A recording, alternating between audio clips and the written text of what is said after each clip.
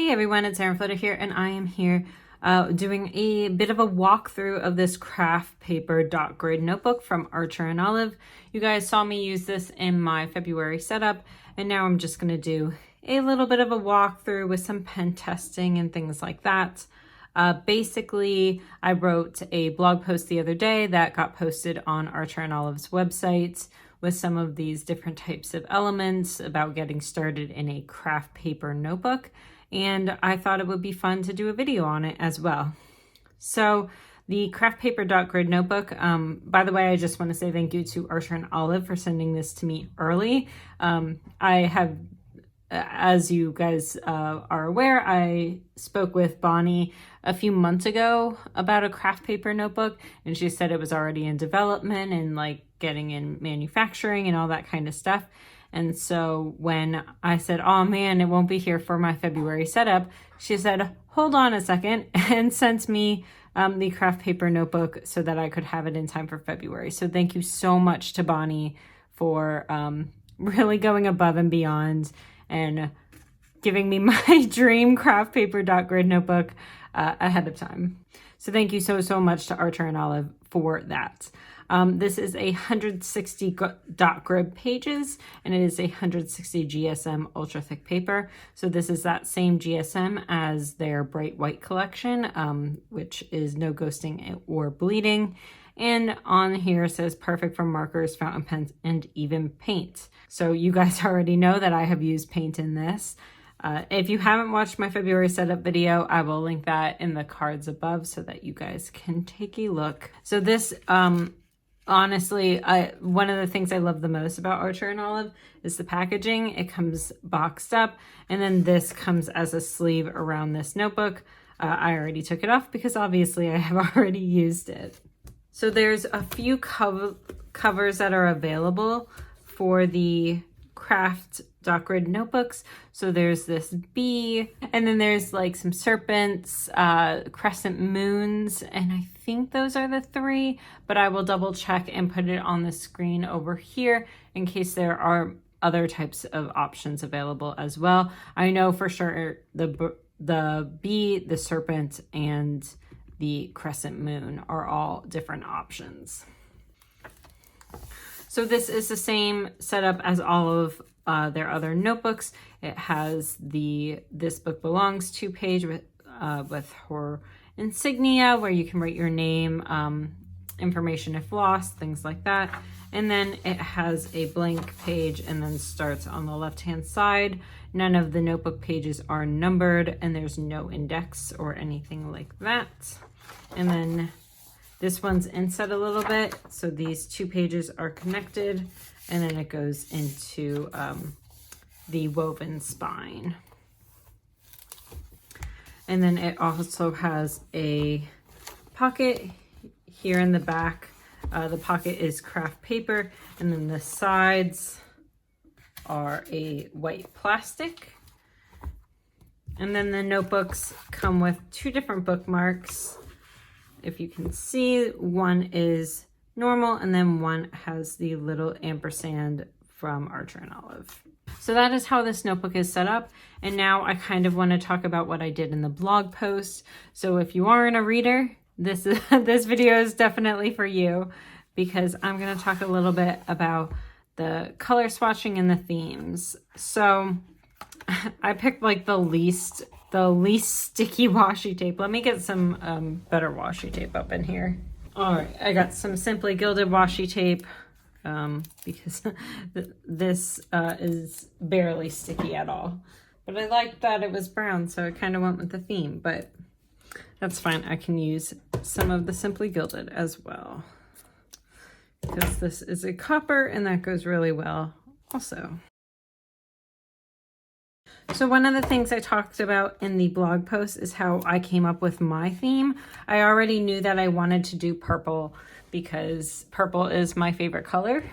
Purple is my favorite color. My backpack is purple. All the things are purple.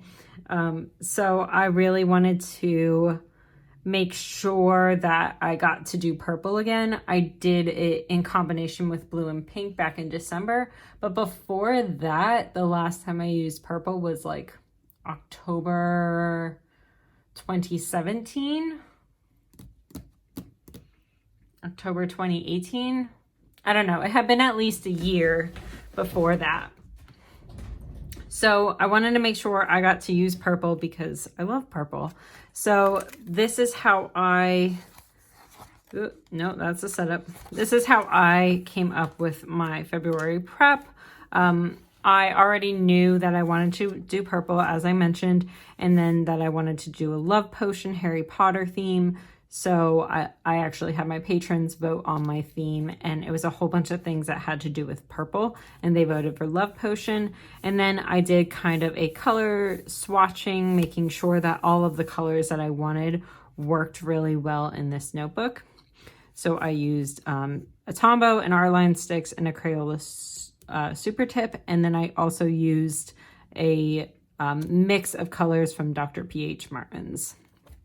I also used the Feud and the white Jelly Roll pen and the Muji 0.38. So I literally used so many different types of pens in this, and all of them worked really well.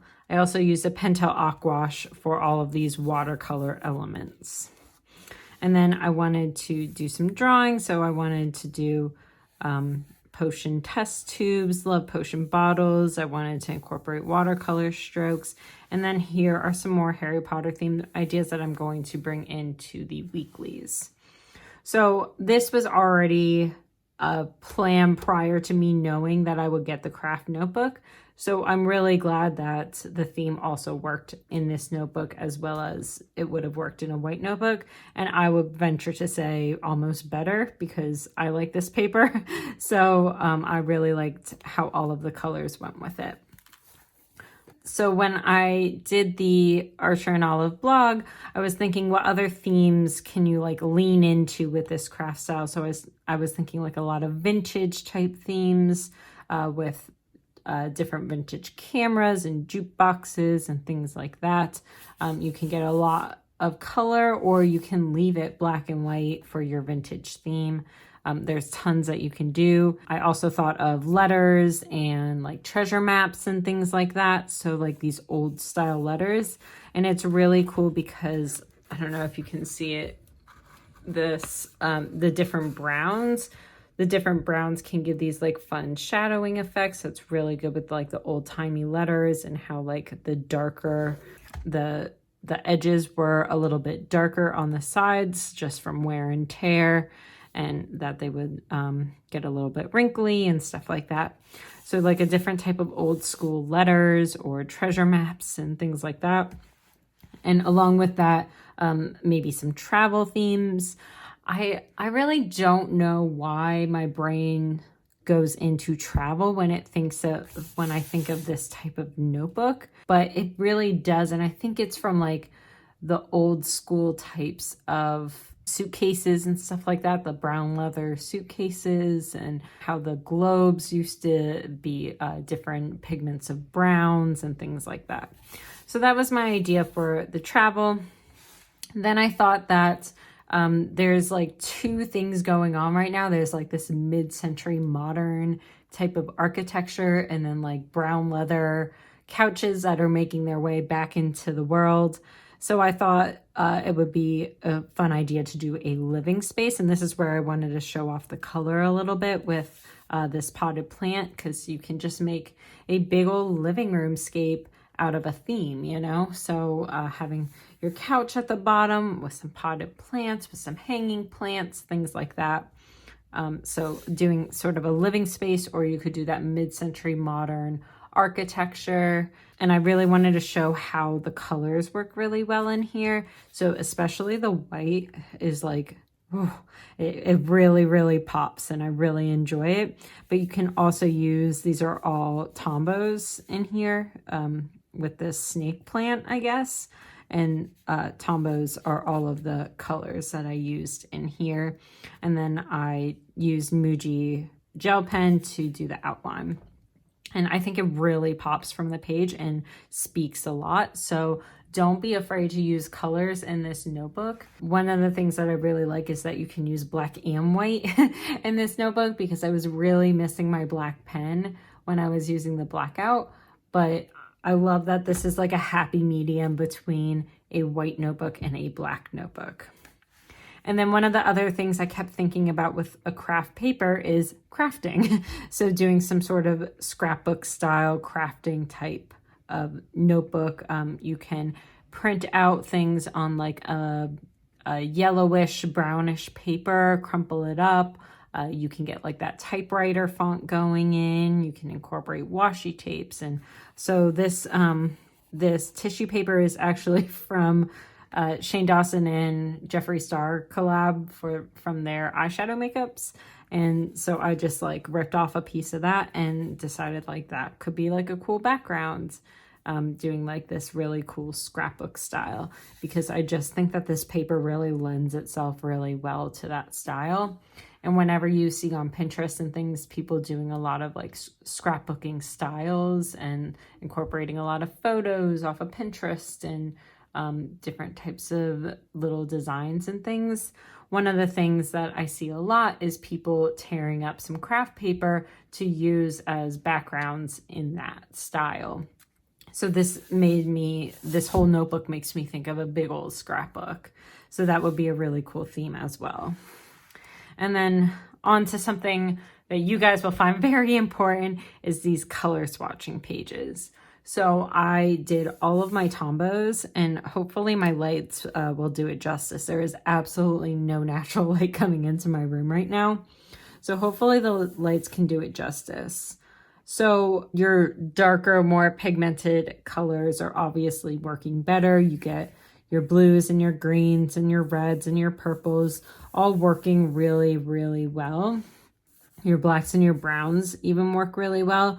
Where you run into a little bit of potential issues are these really light pastel colors. And I'll see if I can bring it up. So these are like the 092. I'm just making up a number. And your, I think this is like N95 for this gray. I think this is like 092 or something close to there for this yellow. You can see this really light purple, this really light blue. So those, you still get like a bit of the color, but those might work really well for shadows versus doing any sort of like big lettering or doing any sort of highlighter for different types of headers and things like that. So those might not be the best to use in this notebook in particular, because the color of the paper is just darker than those colors. So it's not really going to shine through as well as a lot of other colors. Like this color on here is just stunning. I really like some of these colors on here. There's a lot of like really nice greens going on, and you can get a lot of mileage out of like the earth tones in this as well. And then here are some mile liners. So you see the same types of issues with the fluorescent color mild liners, but some of the darker mild liners definitely pair really well in here. I used some of the chalk markers. So these were the 3 chalk markers that I used back in December. If you can see, that has that little bit of shine to it. And this is a Sharpie Gold paint pen, which is over on my desk somewhere, and it is water-based. So that is that paint pen, and those are the headers as well.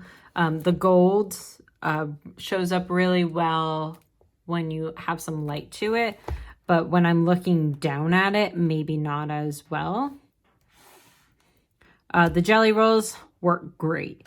This is the Moonlight collection. You saw me use that in the Blackout notebook quite a bit. The Stardust collection, which I did not use so much in the Blackout. I did use it on top of some of the metallics in some instances just to get that little bit of shimmer. But those work really well in here. Then you have the metallic as well. So the Stardust I really like in here because it's more of a deep tone than the metallic. So it gives you a lot of different color options between the Stardust and the metallic. And they both work really well in here versus in the Blackout, the Stardust didn't work as well. And then in the classic, the Stardust, or the classic didn't work at all in the blackout notebook, but it does in this notebook. It's just like a regular gel pen. If I used the colorful Muji style gel pens, it's very similar. And then there's also other brush pens that I can show. I can show like the Tombow Feud in here as well. You can use different types of fine liners in here. Some colors obviously will be better than others. For example, the yellow in here probably will not show up very well. It's not bad, but it's not great. But then again, it's not great in the white either because it is so bright. So you do get the pigmentation, but it's not super obvious, but the red works just as well as the gel pen. So fine liners will work in here as well. So these are some of the ones I have on hand from my January setup. So I kind of like what the craft paper does to some of these colors. It doesn't make it super muted, but it does make it somewhat muted compared to what it would be in the white notebook.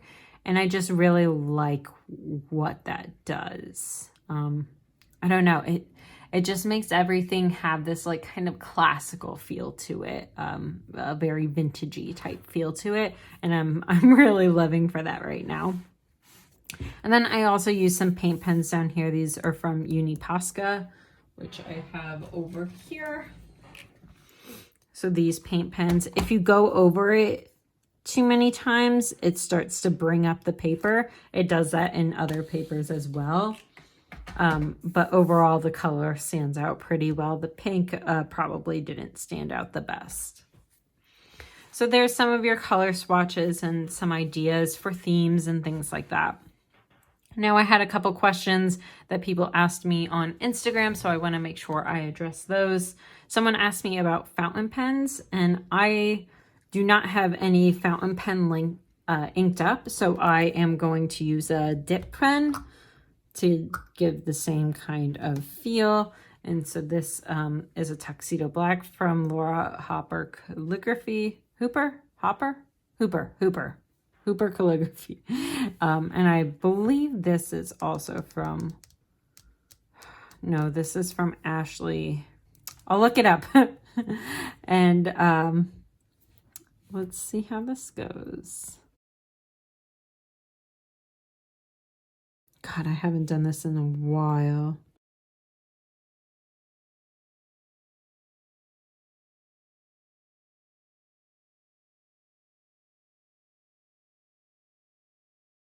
If it looks terrible, it's probably because of me and not the paper. Also, don't laugh.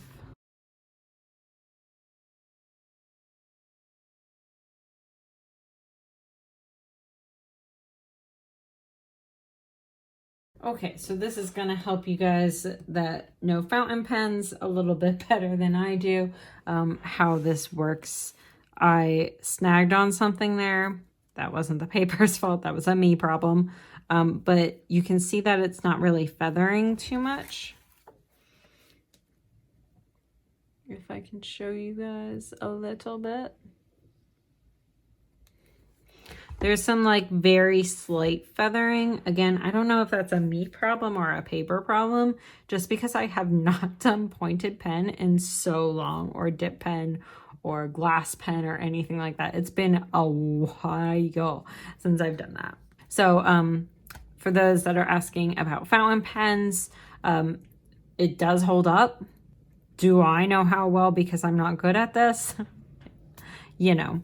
So it does hold up against fountain pens with just some slight feathering in some of the different areas. So right here on top of the L, for example, right here at the base, maybe someone with a better hand has a better time with it than I did with this. This is also different than a fountain pen because the nib actually separates, and most fountain pens don't separate. There are a couple with nibs that separate, But this, you really have to push down pretty hard to get those to separate, to get the ink down. So that might have also caused some issues.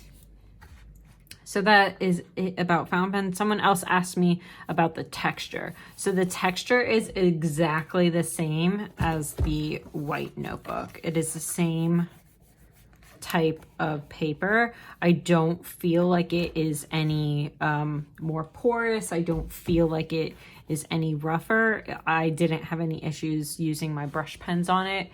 So not that I noticed anyway, since I just did the swatches, it hasn't caused any issues fraying my nibs or anything like that. If I used it on regular copy paper, I would notice quite easily that it would have frayed my nibs, but I didn't notice anything like that. And it's this same 160 GSM, and it is very smooth, and it is the same texture as the regular white ones and as the black ones. So very good quality on the paper as well. So I'm just going to pause right here, and I got a few more questions after I finished recording. So I just want to make sure that I address them. So they asked me if I could do a pen test in comparison to the white journal, and I did not do that ahead of time, but I will try to do that and post that tomorrow on my Instagram at Erin Floated Designs. So I will try my best to do a pen swatching between what it looks like here and then what it looks like on the white paper. I may not get quite the same order because I kind of just randomly did the pen swatches, but I will try my best. A lot of people ask me about the thick pages, ghosting shadows. It is exactly the same as their white notebooks. It's 160 GSM. There's no ghosting and no shadows on the other side of the paper. Again, asking me if the paper is smooth or rough in texture. It's still very smooth, just like the white one. Does paint look muddy on top of the brown? I wouldn't say it looks muddy, quote unquote muddy. I think that it definitely has that bit of, it just kind of looks like it's not as vibrant. You still get so much of the color pigmentation. I would just say that it's a vibrancy factor between the white and the Kraft notebook paper. Does it feel less absorbent than the white A&O paper? It feels pretty much the same doing watercolors in a white notebook and doing watercolors in this Kraft notebook. I would say that maybe it does feel less absorbent, but I was also not using, I was using mostly less water than I normally use, so maybe that's why. How would you correct mistakes in it? White gel pens are a must in regular Vujos. I would say that I would probably take bits of one of the back pages. I would cut out a page of the notebook and use that to correct my mistakes probably. And then, yep, so again, it does match the page count, paper quality, GSM. So the cover designs, as I mentioned in the beginning, there's 3 at the start. I don't know if they're planning to do more, but they might. I'm not sure. So that is a factor that they only have 3 right now, but I'm sure if this is popular, they'll come out with more just like they did with the Blackout notebook. So thank you guys for submitting those questions. I hope this video is helpful for you guys if you are trying to decide if you're going to get this notebook. I have such a nostalgic feel about this notebook because I used to use sketchbooks with Kraft paper, brown style paper, in it quite a lot while I was growing up. So this gives me, I flash back so much to like my high school days and things like that when I see this style notebook, and I have a bias because of that nostalgia and because I've been asking for this for months. So I'm really, really excited to see this notebook. Again, thank you to Bonnie and her team for sending this to me early. I really appreciate you guys. You guys have been amazing to me, and I'm really excited to continue working with you guys on things like this. So thank you guys so much. I hope you guys like this video. If you do, or if you have any other questions, please leave them in the comments below. I will try to get to any other questions you may have that I didn't already answer in this video. If you want to see me use specific types of pens or anything like that, I am happy to do so, and I will post that over on my Instagram as well. So thank you again so much for joining me, and I will see you next time. Bye, everyone.